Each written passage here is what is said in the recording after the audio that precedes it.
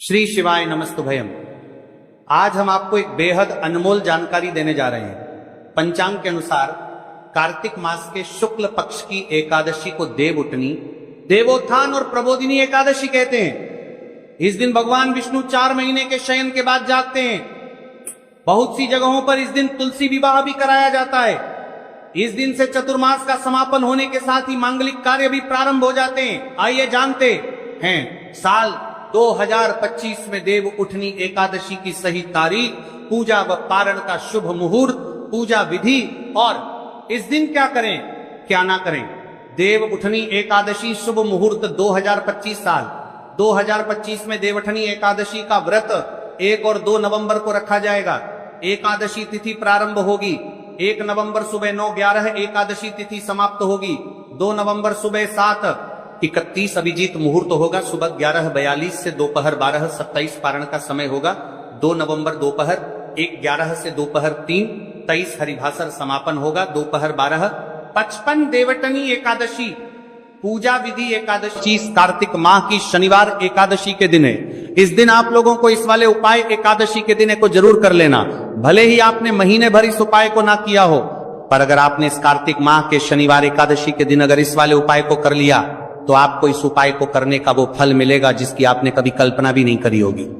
इसीलिए आप लोग इस वाले उपाय को एक बार जरूर कर लेना है, ताकि आप लोगों के हाथ से यह मौका ना जा सके और आपको इस उपाय को करने का फल मिल सके। दोस्तों, ये उपाय पंडित जी ने दस्य महापुराण की कथा में बताया है। जिस उपाय को आज हम आपको बहुत अच्छे सर ये मौका में लेकर जिस उपाय को लेकर समझाने वाले हैं, इस वीडियो को देखने के बाद इस उपाय को समझने के लिए आपको कोई और वीडियो को देखने की जरूरत नहीं पड़ेगी। तो चलिए दोस्तों, उपाय को मैं करते हैं। देखिए, ये इस कार्तिक माह के शनिवार एकादशी के दिन ये इतना खास होता है, इतना महत्वपूर्ण होता है।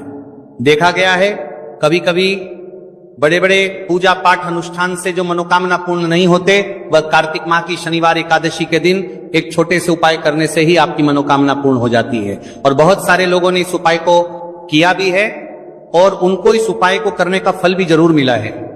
अगर आप लोग भी इस उपाय को करना चाहते हैं तो आप इस उपाय को पहले अच्छे से समझ लेना, सुन लेना, उसके बाद करना। आपको इस उपाय का फल जरूर मिलेगा और इस उपाय को कर लेने से आपके घर में चाहे किसी भी प्रकार की दुख और समस्या क्यों ना चल रही हो, आपको उसका कारण भी नहीं पता है कि भाई ये समस्या किस कारण से चल रही है। उसका कुछ भी कारण हो सकता है, जैसे पितृदोष हो सकता है या किसी भी तरह का मंगल दोष भी हो सकता है। तो इस दिन आप लोगों को ये वाला उपाय कर लेना है। ये एक ऐसा उपाय है जिस उपाय को अगर किसी विशेष दिन पर किया जाए तो भाई उस विशेष दिन का जो है वह तो हमें मिलता ही मिलता है, पर हमने उस दिन पर इस उपाय को किया है तो हमें उससे भी बड़ा फल मिलता है और फल बहुत जल्दी मिलता है, क्योंकि आप इस उपाय को बहुत ही बड़े और विशेष दिन पर कर रहे हो। तो चलिए अब उपाय के बारे में बात करते हैं, लेकिन उससे पहले आप लोगों के लिए बात करते हैं। तो ये जानना आवश्यक है कि आखिर ये उपाय किस समय करना है, किसको करना है और कैसे करना है। तो चलिए हम आगे आपको वीडियो में एक एक करके बता देते हैं। लेकिन उससे पहले अगर आप लोग हमारे या फिर मेरी आवाज आज पहली बार सुन रहे हैं और इस वीडियो को लाइक करके कमेंट बॉक्स में श्री शिवाय नमस्तुभय है, ओम नमः शिवाय जरूर टाइप कर देना। तो दोस्तों, इस एक खरा नींबू वाला उपाय को हमें इस कार्तिक माह की शनिवार एकादशी के दिन कैसे करना है, किसको करना है, किस समय करना है और कहां पर करना है, ये सारे सवालों के जवाब आपको इस वीडियो में मिल जाएंगे। और जो ये वीडियो देखेगा भाई उसको एक हरा नींबू वाला उपाय जरूर करना चाहिए, क्योंकि इस दिन तुलसी पत्ते का भी बहुत ही बड़ा और विशेष महत्व होता है। आ जाइए एक हरा नींबू वाला उपाय की, तो ये सोने पर सुहागा वाली बात हो जाती है और ये बहुत ही बड़ा उपाय हो जाता है इस कार्तिक माह के शनिवार का। तो अब दोस्तों, इस एक हरा नींबू वाला उपाय को आखिर करना किसको है, सबसे पहले हम लोग वो बात जान लेते हैं। तो देखो, घर की जो बड़ी माताएं बहनें होती हैं, उन माताओं बहनों में से कोई भी एक बड़ी माता बहन इस वाले उपाय को कर सकती है। और दोस्तों, अगर आप चाहे तो अपने घर में से सभी सदस्यों को भी इस उपाय को करवा सकते हैं। अगर किसी व्यक्ति की खुद की कोई मनोकामना है, खुद की कोई दुख और परेशानी है जो कि वो अपने लिए ही करना चाहता है इस वाले उपाय को, तो वो खुद अपने लिए भी कर सकता है। बाकी अगर कोई घर में से ऐसा है जो कि अपने पूरे घर परिवार की सुख और शांति के लिए ये वाला उपाय करना चाहता है, तो भाई वो भी करना चाहेगा, करता रह सकता है, उसमें भी कोई दिक्कत वाली बात नहीं है। कहने का मतलब यह है कि इस उपाय को हर एक सदस्य भी कर सकता है और पूरे घर परिवार के सदस्य के लिए घर की बड़ी माताओं बहनों में से कोई एक माता बहन भी कर सकती है। माताएं बहनें अगर घर में उपस्थित ना हो या यह वाला उपाय ना कर पा रही हो तो फिर घर का कोई बड़ा सदस्य भी इस एक हरा नींबू वाला उपाय को कर सकता है, चाहे फिर वह पुरुष ही क्यों ना हो, उसमें कोई भी दिक्कत वाली बात नहीं है। उसके बाद में दोस्त और जो अगला प्रश्न निकल कर आता है वो ये आता है, इस उपाय को लेकर के आखिर इस उपाय को हमें किस समय करना है, सुबह के समय करना है कि शाम के समय करना है? तो देखो, इस वाले उपाय को आप लोग सुबह के समय भी कर सकते हो और शाम के समय प्रदोष काल में भी कर सकते हो। अब अगर आप पूछो कि भाई साहब सबसे उत्तम समय कौन रहेगा इस एक हरा नींबू वाला उपाय को करने का, तो हम आपसे बस यही कहेंगे कि इस उपाय को आप सुबह के समय करेंगे तो ज्यादा बेहतर होगा।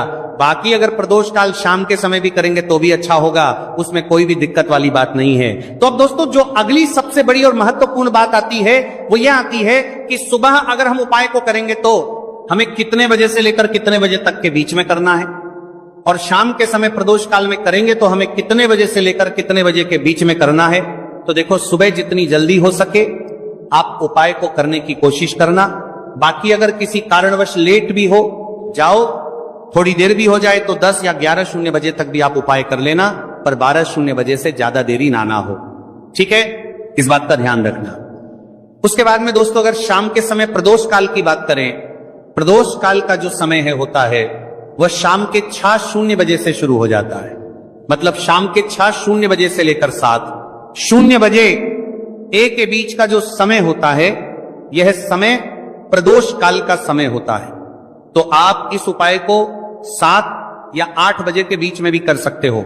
मतलब शाम के 6:00 बजे से रात 8:00 बजे के बीच में आप कभी भी इस वाले उपाय को कर सकते हो, उसमें कोई भी दिक्कत वाली बात नहीं है। तो देखो दोस्तों, सबसे पहला उपाय देखिए आपको क्या करना है।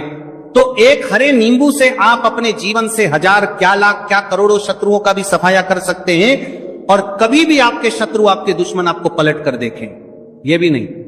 अगर आपने एक हरे नींबू से छोटा सा उपाय कर लिया तो जो लोग अपने जीवन में शत्रुओं से दुश्मनों से बहुत परेशान हो चुके हैं, या जिन लोगों के ऊपर शत्रु बहुत कुछ किया कराया करवा रहे हैं, तो ऐसा समझ लीजिए कि जो भी बंधनवार क्रियाएं आपके जो भी पृथ्वी पर प्रचंड करती है, ऐसे आपके जो भी बंधनवार क्रियाएं, वो जो भी बंधनवार शत्रु ने करवा रखी होंगी, आपके दुश्मन ने करवा रखी होंगी किसी भी तरह से, अगर आपके दुश्मन आपको नुकसान करना चाहते हैं, आपको हानि पहुंचाना चाहते हैं, या किसी भी तरह से आपको परेशान कर रहे हैं, कोई भी दुख कोई कष्ट आपको दे रहे हैं, किसी भी आपकी संपत्ति पर, आपके व्यापार पर, आपकी दुकान पर उनकी बुरी नजर है, कुछ हड़पने की कोशिश कर रहे हैं, तो समझ लीजिए कि एक हरा नींबू लेकर बहुत छोटा सा उपाय आप करेंगे, और जो शत्रु आपको अपनी ताकत दिखा रहे हैं, आज आपको परेशान कर रहे हैं, उनकी संपत्ति करी कर रहे हैं, जब परेशान कर रहे हैं कि बार कर रहे हैं, उनकी शत्रुओं की सारी अकड़ निकल जाए।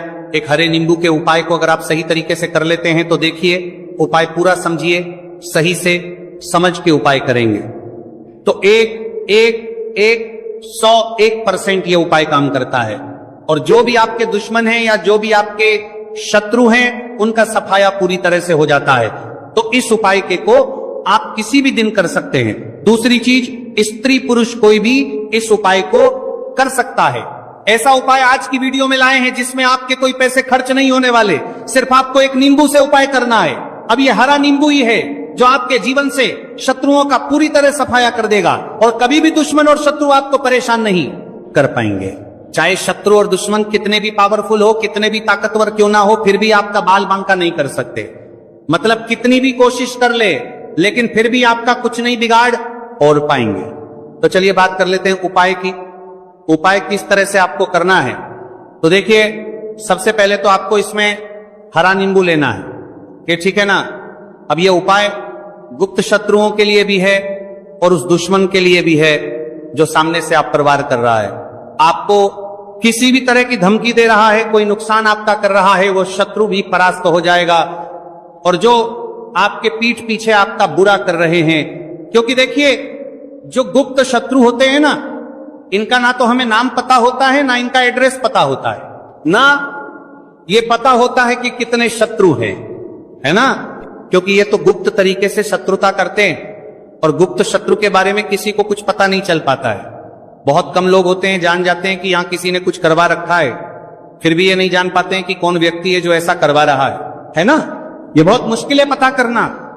लेकिन अगर आपको आपके दुश्मन का नाम नहीं पता, आपका दुश्मन कहां रहता है ये भी नहीं पता, कौन आपसे शत्रुता कर रहा है ये भी नहीं पता, फिर भी ये उपाय आप करिए, क्योंकि जो दुश्मन है, जो शत्रु है, इस उपाय को करने से आप देखेंगे कि वह तुरंत आपके जीवन से दूर हो जाएगा और उसका किया कराया भी दूर हो जाएगा। जो भी आपके ऊपर करवा रखा होगा, आपके व्यापार पर करवा रखा होगा, क्योंकि बहुत सारी उच्चाटन और बंधन बार की क्रियाएं हैं जो लोग करवा देते हैं। बहुत सारे तांत्रिकों के पास जाकर और भी बहुत सारी जगहों पर जाकर लोगों के साथ बहुत कुछ गलत करवाते हैं। लेकिन आप विश्वास मानिएगा, इस उपाय को करने से जितनी भी क्रियाएं हैं ऐसी, वो सब कट जाती हैं। और इस उपाय को करने से घर बैठे आपके शत्रु जो है वो दूर हो जाते हैं। मतलब कहीं जाने की आपको आवश्यकता नहीं पड़ती है। तो चलिए बात कर लेते हैं उपाय की। देखिए, इसमें एक हरा नींबू आपको लेना है। नींबू बिल्कुल दागदगी लाना ना हो। आपने देखा होगा कि कभी कभी नींबू के ऊपर छोटा छोटा दाग है ना आ जाता है। व्यक्ति के घर में कभी भी धन वस्त्र कमी नहीं होती है। धन के भंडार व्यक्ति के घर में भरे रहते हैं। व्यक्ति के जीवन से काल गरीबी खत्म हो जाती है। तो भक्तों, कौन कौन से वे गाय से जुड़े खास और महत्वपूर्ण उपाय हैं जिन्हें यदि आप एकादशी के दिन कर लेते हैं तो भक्तों, यकीन मानिए आपके घर में अन्न धन के भंडार सदैव भरे रहेंगे। जो भी जीवन के दुख दर्द संकटग्रस्त है वह सभी दूर हो जाएं। इस वीडियो में हम आपको उसी खास और महत्वपूर्ण चीज के बारे में बताएंगे, क्योंकि आपको एकादशी के दिन गाय को जरूर खिलानी है। तो भक्तों, फायदे के लिए पूरा वीडियो देखना।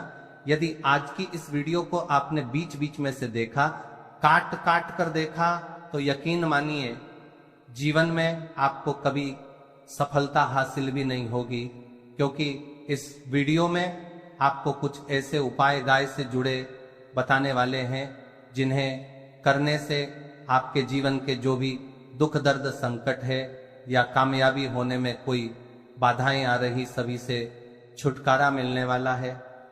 यूं कहें कि आपके जीवन में अपार धन सुख संपत्ति की प्राप्ति हो जाएगी। कभी भी धन से संबंधित परेशानी नहीं रहेगी। आर्थिक स्थिति आपकी प्रबल हो जाएगी। धन प्राप्ति के योग बन जाएंगे और जीवन में सदैव अनंत धन के भंडार आपके घर में भरे रहेंगे। अनंत धन वस्त्र कभी कमी नहीं होगी आपके घर में। तो भक्तों, आज का वीडियो पूरा देखकर जाना। यदि आप चाहते हैं आप और आपके परिवार पर सदैव गौ माता की कृपा से, आपके पितरों की कृपा से, देवी देवताओं की कृपा से, तो भक्तों वीडियो को देखकर जाना। बहुत ही फायदेमंद वीडियो है। तो चलिए शुरू करते हैं। कौन कौन सी गाय से जुड़ी हुई उपाय हैं। भक्तों, सनातन परंपरा में गाय, गंगा और गायत्री का बहुत ज्यादा धार्मिक महत्व है। मान्यता है कि गौ माता के शरीर पर 33 कोटि देवी देवताओं का वास होता है। गौ माता की सेवा एवं पूजा करने वाले जातक पर इन सभी देवी देवताओं की कृपा बरसती है। गौ सेवा से न सिर्फ इस जन्म के बल्कि पूर्व जन्म के भी दोष दूर हो जाते हैं। प्रत्येक सुबह जब आपके घर में भोजन बनना प्रारंभ हो तो सबसे पहले बनाई गई रोटी को आप गौ माता के नाम से निकाल दें और गौ माता को इस रोटी को खिलाएं। यदि संभव हो तो काली गाय को खिलाएं। यदि काली गाय नाबा मिले तो सफेद गाय को खिला दें। प्रत्येक पूजा और मांगलिक कार्य में गौ माता या उनसे जुड़ी चीजें जैसे गाय का गोबर, गोमूत्र, गाय का दूध अथवा गाय के दूध का उपयोग किया जाता है। परंपरा के अनुसार जिस घर में गाय होती है उस घर से जुड़े सभी वास्तु दोष स्वतः ही समाप्त हो जाते हैं। भक्तों, गौ कृपा पाने के लिए प्रतिदिन सप्ताह अथवा महीने में परिवार समेत एक बार गौशाला जाने का नियम जरूर बनाएं और वहां गायों को हरा चारा जरूर खिलाएं। इससे आपको शुभ फलों की प्राप्ति होगी और साथ ही साथ गौ सेवा और गौ पूजा से नवग्रह शांत हो जाते हैं और इनसे जुड़े दोषों का निदान हो जाता है। गर्मियों में गौ माता को पानी पिलाएं और सर्दी में गौ को गुड़ अवश्य खिलाएं। ध्यान रखें कि गर्मियों में गाय को गुड़ न खिलाएं। अनेक देवी देवताओं को अपने शरीर पर धारण करने वाली गौ माता से जुड़े कई शुभ और अशुभ संकेत भी होते हैं। यदि कोई यात्रा पर निकल रहा हो और गाय अपने बछड़े को दूध पिलाती सामने आ जाए तो निश्चित रूप से जिस यात्रा के लिए आप निकले हैं वह यात्रा आपके लिए अवश्य ही सफल होगी और वह काम जिसके लिए आप निकले हैं वह अवश्य ही होगा। यात्रा पर जाते समय बाई ओर गाय का आना और रात्रि में गाय की हुंकार करना भी शुभ होता है। भक्तों, साथ ही साथ गाय के साथ आप भूल कर भी यह काम ना करें, अन्यथा मिलता है घोर नरक और जीवन भर की परेशानी।